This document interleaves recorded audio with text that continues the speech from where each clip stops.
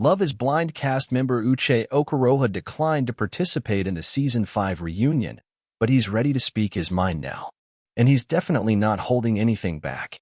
In an interview with EW Below, the Houston attorney/entrepreneur dives deep into why he didn't do a taped interview for the reunion, how he feels about being misrepresented as the villain of the season, what viewers don't know about his relationship with Aaliyah after filming ended, his response to Lydia's claims about knowing they'd both be on the show, and more.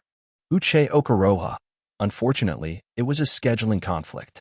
I had a really good business opportunity that I couldn't pass up, and I chose to pursue that instead of going to the reunion.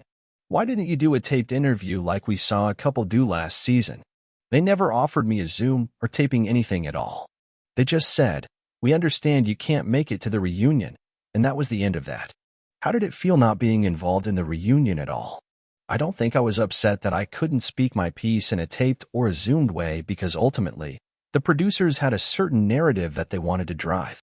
Even if I recorded something, with the way that they do their editing, I'm sure they would have tried to spin it in a way that was negative against me. That's really the biggest reason why I don't regret not going to the reunion, because the editing and the hosting and the questions that they're asking and the clips that they're rolling is really targeted towards driving that narrative. We even see Aaliyah trying to hold Lydia accountable, and she completely got steamrolled by Lydia and Milton, and they completely invalidated her feelings and made it seem like she didn't have any points or any reason to be upset with what happened. What did you think of how the other cast members spoke about you in a negative way?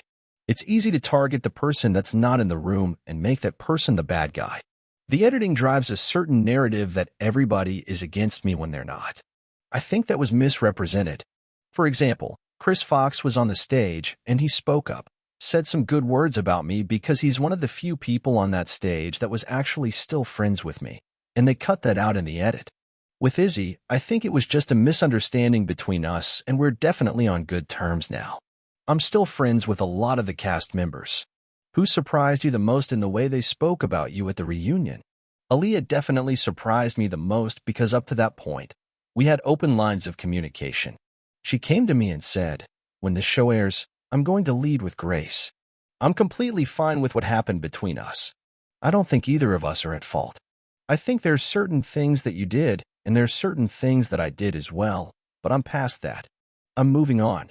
And then once she found out that I wasn't going to be at the reunion, she took a different road and blindsided me with some of the things that she was saying.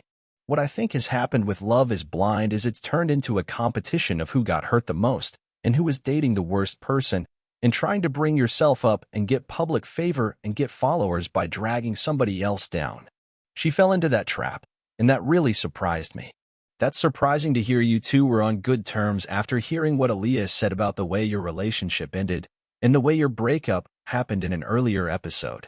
When I saw that edit, at first I thought that maybe that was something she was in on with the producers. I know she mentioned they had showed her the scene in advance of an interview that she was doing. When I saw it on TV, I reached out to her and said, "Why didn't you tell me that they edited this in this way? Do you want me to go along with that narrative? Is that going to make you look better to the public or whatever?" And she said, "No, you don't have to go along with that. You could tell the truth about it." So it was a little bit puzzling.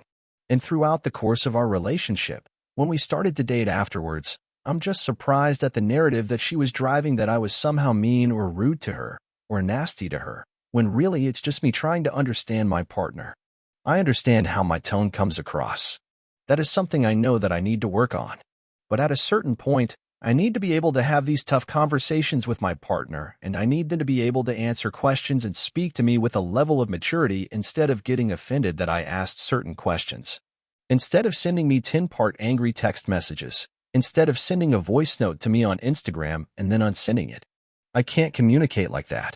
And I explained that to Aaliyah as well. Call me on the phone. Let's meet up in person.